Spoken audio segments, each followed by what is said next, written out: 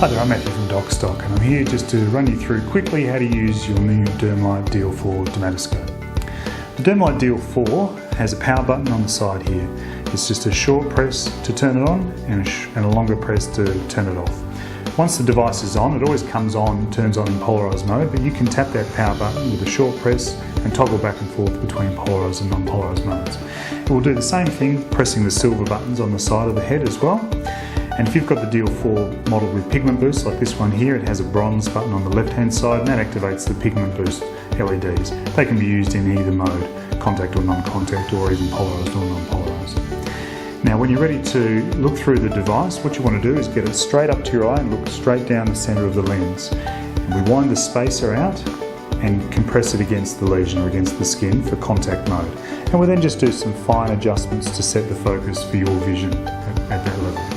When you wanted to do non-contact mode, we wind the spacer back into the body, retracted like that, and then we just hover it above the skin, about 1.5 centimetres away. I like to use my finger just to help brace that and get the correct focal point by moving it slightly forward or slightly away from the skin.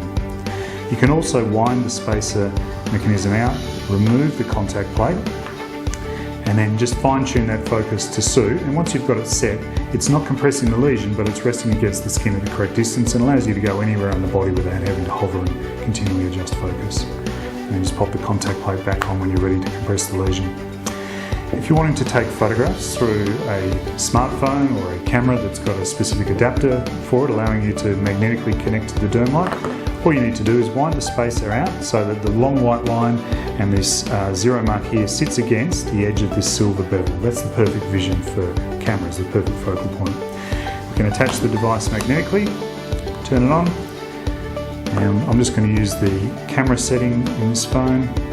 There's a tiny little lesion there. I like to tap the centre of the screen just to override the focus on the phone and get it focused in the right spot, and then we'll just capture the image from there. We can always zoom in after we've taken that photo and get a nice large view of that lesion from there.